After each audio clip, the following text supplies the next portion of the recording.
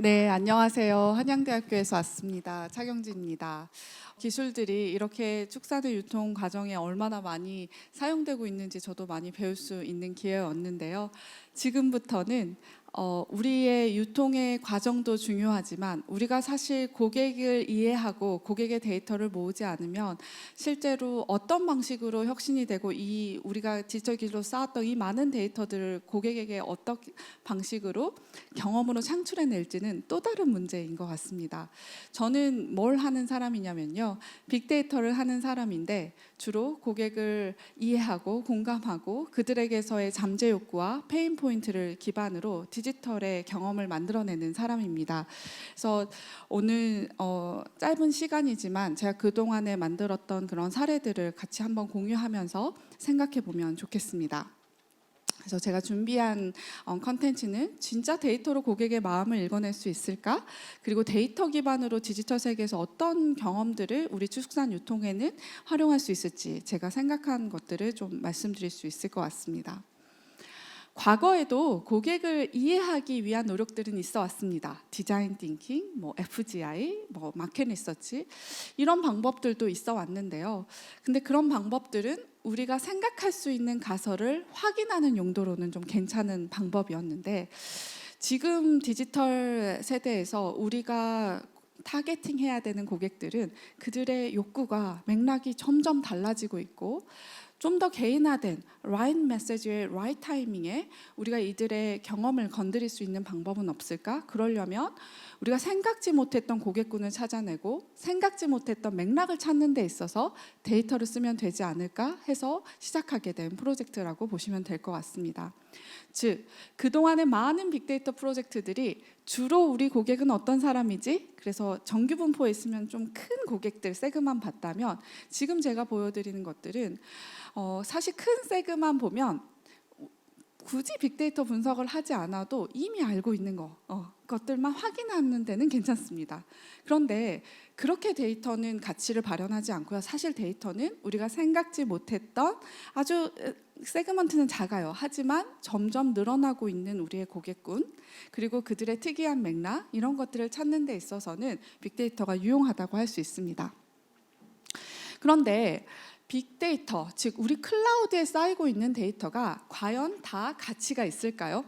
사실 삼성은 2018년부터 모든 가전에 와이파이 센서를 심어놓고 우리 고객은 언제 냉장고를 열고 닫고 그리고 어떤 버튼을 누르는지 지금은 디지털 카메라까지 달아서 이 집은 고기를 많이 먹는 집인지 아닌지까지 다 센싱을 하고 있습니다. 그런데 이들이 와이파이 센서 가지고 또는 스마트 띵스에서 고객을 센싱하는 데 있어서 모든 그 집에서 일어날 수 있는 모든 맥락을 센싱하기엔 너무 부족하다 느끼기 시작했던 거예요. 그래서 이들이 요즘에는 오프라인에서도 고객의 데이터를 센싱합니다. 여러분 보통 가전을 사러 가면 특히 냉장고를 사러 가면 하이마트나 이마트에 가시면 이런 질문을 합니다. 고객님 어떤 냉장고 보러 오셨어요? 그리고 이중문인가요? 가격대는 어떠신가요? 즉 제품 중심적인 질문을 합니다. 그런데 삼성은 올해부터 교육을 다시 시키고 있습니다. 고객 중심적인 질문을 합니다.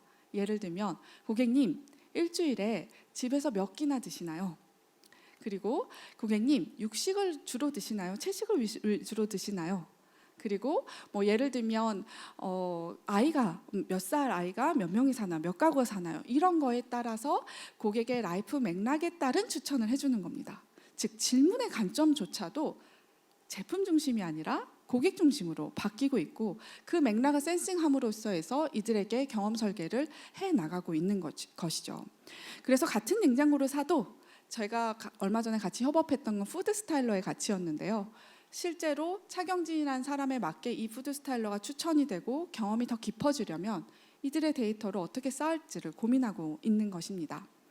여러분 우리의 그 축산의 고기의 유통 과정에 있어서 우리는 고객들한테 어떤 질문을 하나요?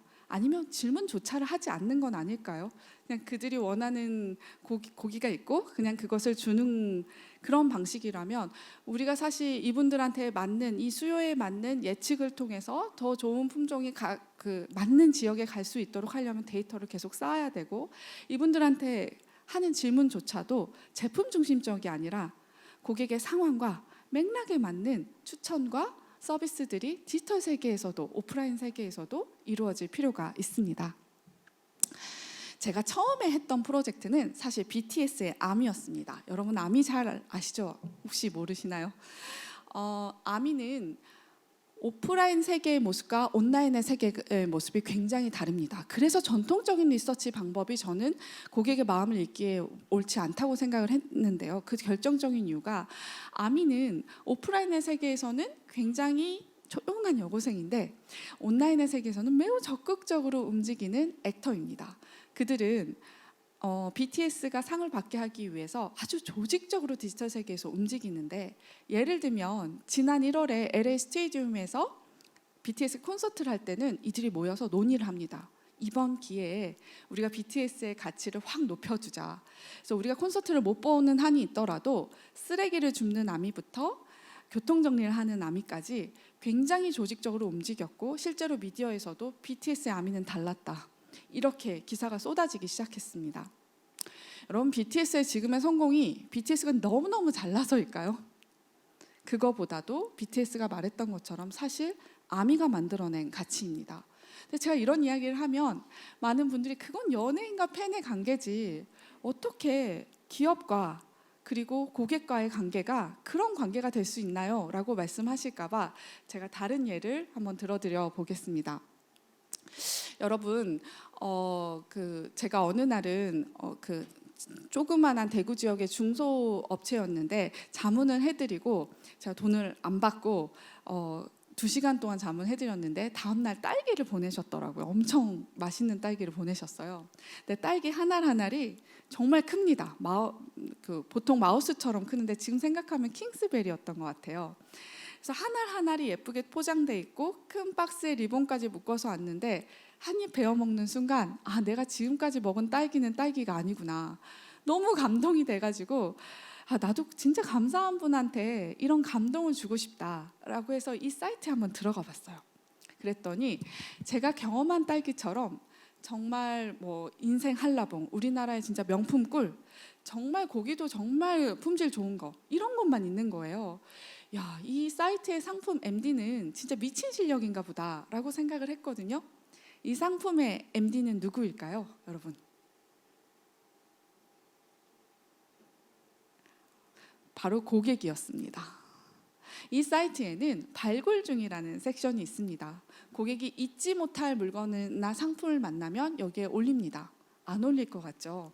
저도 제주도에 가서 인생 한라봉을 만났을 때 내 냉장고에서 계속 만나고 싶은데 이 생산자한테 연락하고 계좌번호하고 배송지 입금 이런 건 되게 힘든 일이지만 이 사이트에서 경험한 그 좋은 상품들과 함께 주문받는 건 저를 위한 일이었거든요.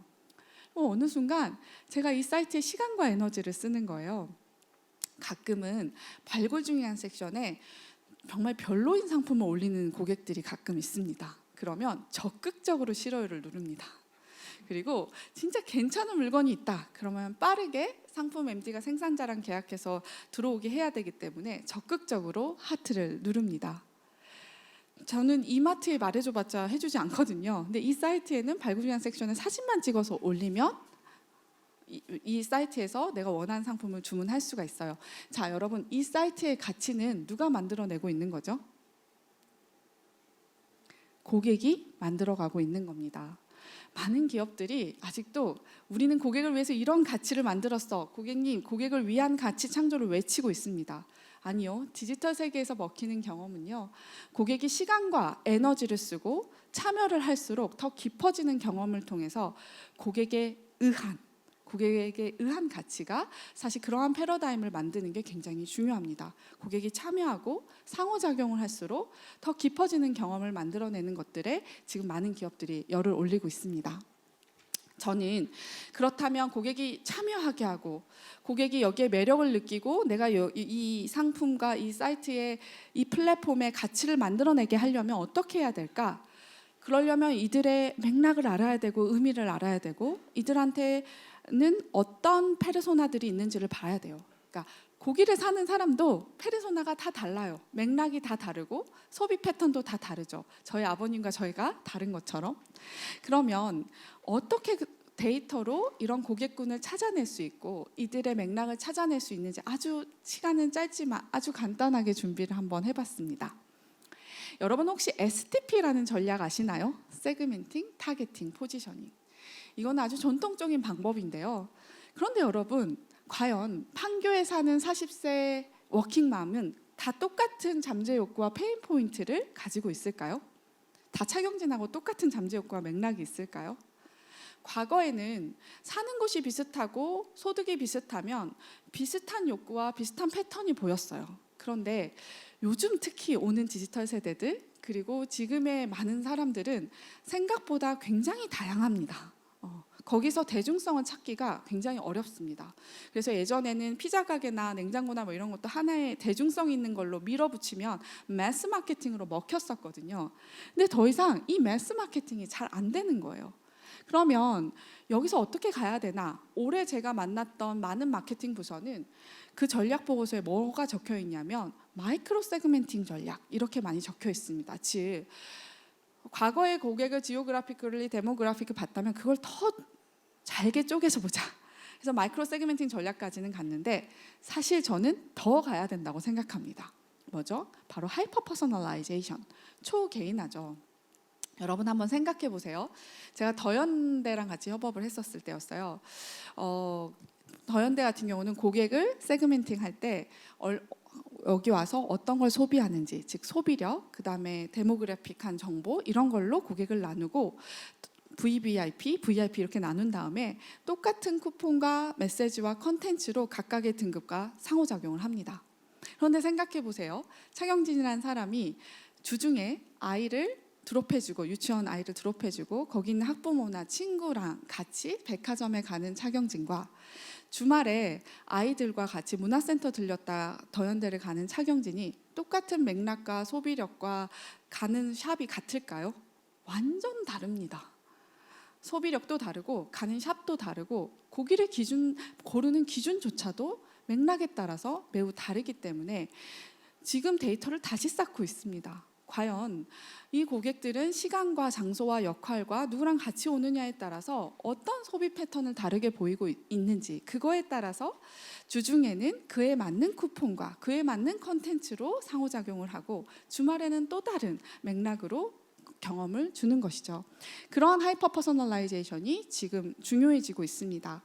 즉 저희는 고객을 액터라고 표현을 하는데요. 액터가 있으면 이들에는 다양한 맥락이 있고 이들과 상호작용하는 게 시간과 장소와 역할에 따라 다르다는 거죠.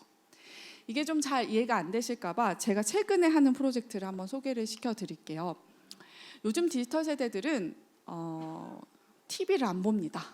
그래서 제가 전자의 사랑하는 프로젝트는 TV라고 부르지 않기로 했어요. 새로운 디지털 세대를 위한 디스플레이 경험 설계를 하고 있어요. 근데 처음에 저한테 오셨을 때는 여기에 카메라를 달까요 말까요를 여쭤보시더라고요. 근데 그 카메라의 스펙을 자꾸 고민하시길래 제가 그 스펙은 하나도 중요하지 않다. 이 카메라가 주는 경험 때문에 사람들이 사는 거지 그 스펙을 막 비교하고 사는 게 아니다. 그래서 제 연구실에 가보면 85인치짜리 디스플레이가 벽에 붙여져 있고요. 거기에 카메라가 달려 있어서 실험을 하고 있는데요. 공부를 잘할 수 있는 경험, 회의를 잘할 수 있는 경험, 이런 경험 설계들의 실험을 하고 있습니다. 그리고 지금 이 시간에 저희 집에는 85인치짜리 디스플레이에 카메라를 달아서 실험을 하고 있는 게 뭐냐면 TV를 안 사는 사람들한테 물어보니까 아이를 위해서 그냥 포기하는 사람들이 많더라고요. 그래서 이 카메라는 아이를 디텍션합니다. 그래서 아이가 몇 살인지까지도 디텍션을 하는데 그 아이가 볼만한 컨텐츠의 옵션만 보고 붙이고 아이가 가까이 오면 초록색 스크린으로 씌워지고 아이가 너무 오래 보면 뽀로로가 나타나서 이제 그만 보고 우리 또 내일 보자 이렇게 예쁘게 이야기해 줍니다. 그리고 저희 아버님 집에도 디스플레이와 카메라를 달았는데 저희 아버님은 혼자 되셔서 TV가 유일한 친구거든요. 그래서 이 카메라는 외롭지 않게 하는 경험 설계를 하고 있습니다. 그래서 아버님이 일어나면 아버님 좋아하시는 서른도가 KBS에 나오고 있는데 틀어드릴까요? 아버님 점심 때 이런 음식은 어떠세요? 주문할까요? 아버님 지금 이 시간쯤이면 우리 지우가 유치원 갔다 집에 왔을 텐데 화상 연결해 드릴까요?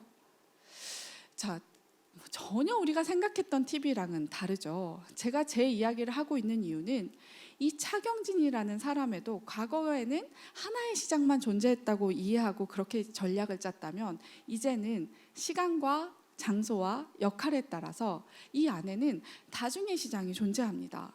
그렇기 때문에 우리는 고객 안에 있는 다양한 맥락을 알아내야 되고 그 맥락적 기반에 맞는 경험 설계들이 이루어져야 될 필요가 있는 것이죠. 그래서 저희는 이제 이런 프로젝트를 하는데 제가 아까 했던 그 디스플레이 경험 설계 같은 경우에는 어떤 데이터를 봤냐면 우리 디지털 세대들이 디스플레이를 사용하는 맥락들을 다 가져왔어요. 일할 때, 공부할 때, 게임할 때, 놀 때 디스플레이 쓰는데 이들이 자주 가는 채널에 가서 다 긁어오고 이들이 일할 때, 놀 때, 게임할 때 쓰는 키워드들을 전부 다 인터넷에 날려서 그 쿼리를 날려서 다 가져왔어요. 근데 어떤 문제가 생겼냐? 너무 쓰레기가 많습니다. 쓰레기가 90% 이상이에요. 그래서 저희가 인공지능 모델 3개를 만들어서 저희가 1000만 개 정도 되는 데이터를 다 라벨링을 할 수가 없으니 한 10,000개 정도 샘플링해서 AI 2개한테 학습을 시키고 경쟁적으로 풀게 하고 일치되는 의견을 다시 제일 좋은 AI한테 학습을 시켜서 나머지를 풀게 하는 방식으로 해결을 하고 있습니다.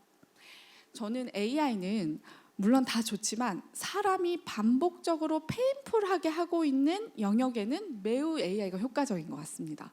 즉 우리가 1000만 개를 보면서 쓰레기인지 아닌지 구별할 수가 없잖아요. 이제 그런 영역에는 AI가 효과적인데 창의적인 영역, 사람도 구분하기 힘든 거 이런 거는 생각보다 AI가 잘하고 있지 못합니다. 그래서 저는 그렇게 쓰고 있고요. 그렇게 쓰레기를 걸러낸 다음에는 고객을 페르소나틱스라는 걸 합니다. 왜냐하면 고기를 사는 사람들한테도 또 Z세대가 디스플레이 사용하는 데 있어서도 다양한 페르소나들이 있습니다.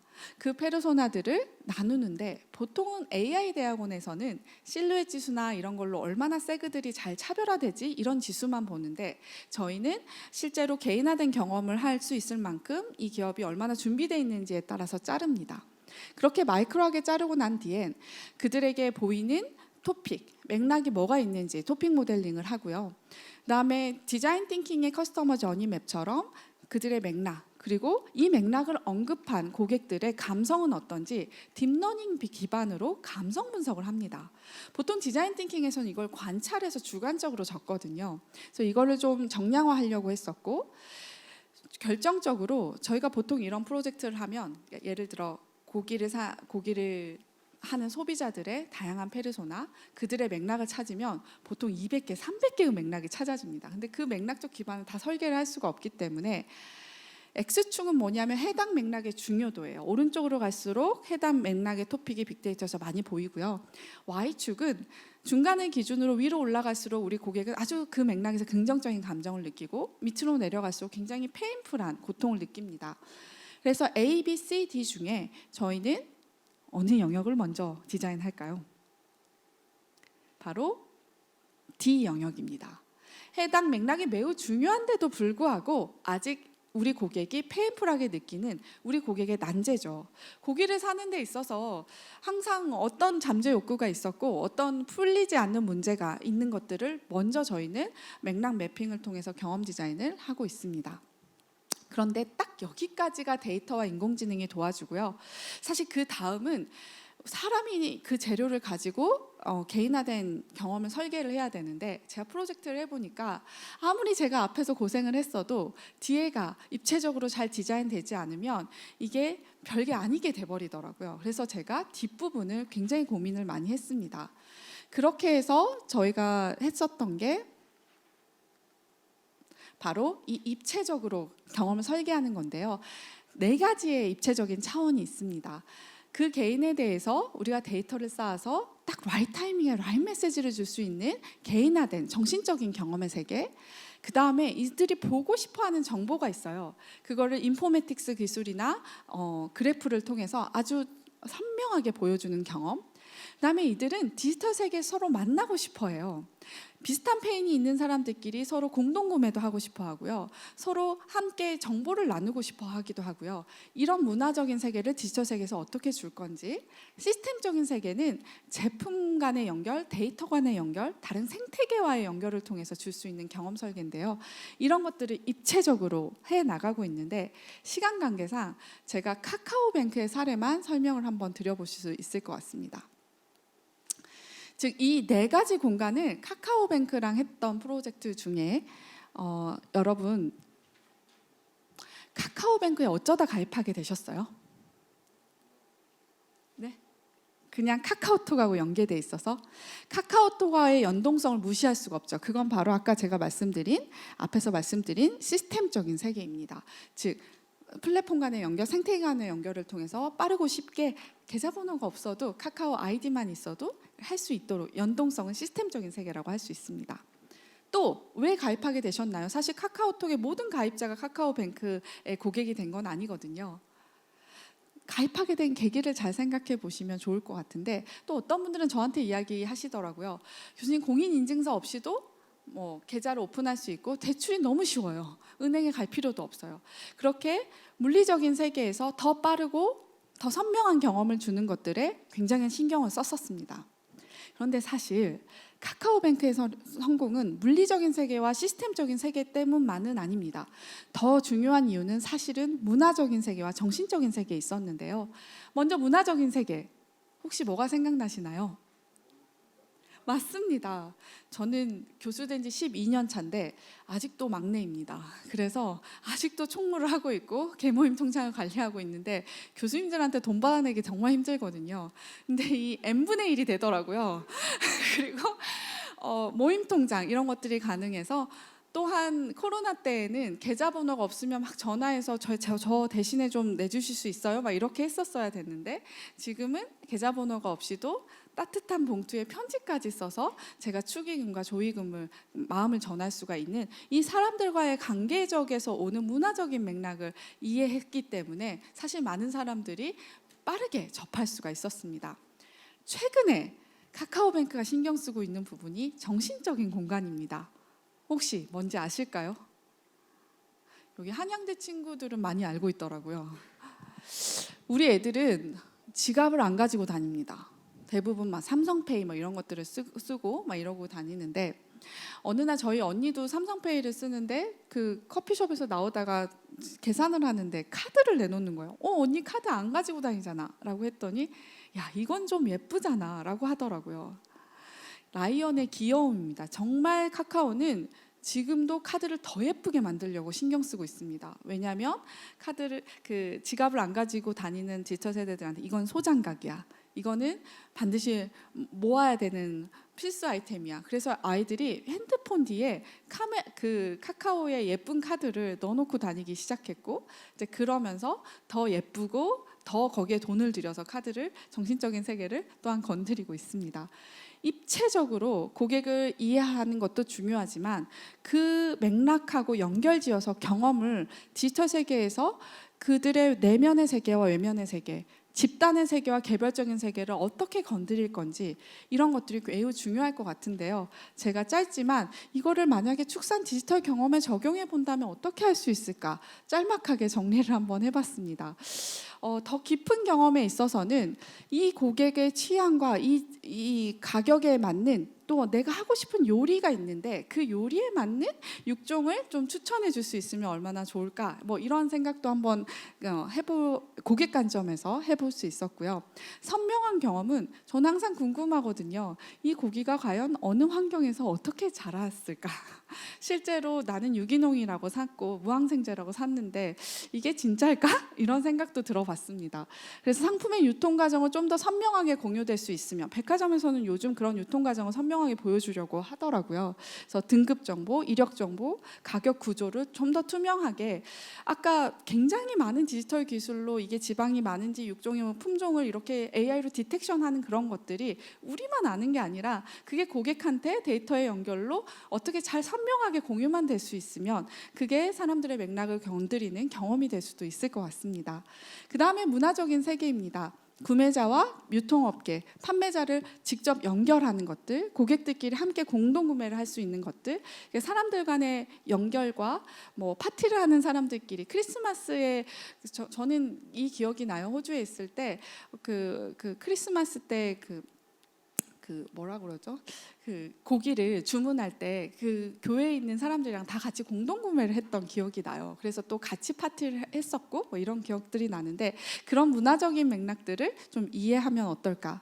그리고 데이터 간의 연결을 통해서 우리가 데이터를 쌓고 연결하고 이 플랫폼 안에서 우리가 어떤 새로운 고객 가치를 만들어낼 수 있고 전에 몰랐던 새로운 예측은 뭘 할 수 있고 이런 것들이 데이터 간의 연결에서 좀 나올 수 있거나 또는 다른 생태계 간의 연결, 외부 데이터의 연결로 나올 수도 있거든요. 예를 들면 저는 LG전자, 삼성전자랑 일하지만 카드 데이터, 통신 데이터랑 연결을 하고 가전 데이터를 연결해서 그들의 맥락을 봅니다. 예를 들면 이번에는 카카오 모빌리티 데이터랑 연결을 했는데요. 실제로 이 고객이 출근하는 맥락인지 퇴근하는 맥락인지 이들의 맥락을 알게 되면 그거에 맞는 스마트홈의 서비스와 컨텐츠를 경험을 기획해낼 수 있거든요. 그래서 데이터 간의 연결, 생태계 간의 연결도 점점 더 중요해지는 일인 것 같습니다. 그래서 수입육이나 이런 것들이 절대 줄 수 없는 가치들을 우리 국내 축산 유통에서 디지털의 혁신으로 정말 저는 수준 높은 디지털 혁신이 되고 있어서 상당히 많이 놀랐고요. 이것을 또한 고객을 이해하는 관점에서 또한 연결시키고 그걸 경험으로 만들어낸다면 열심히 저도 응원하고 또 같이 고민해 보도록 하겠습니다. 들어주셔서 감사합니다. 수고하셨습니다.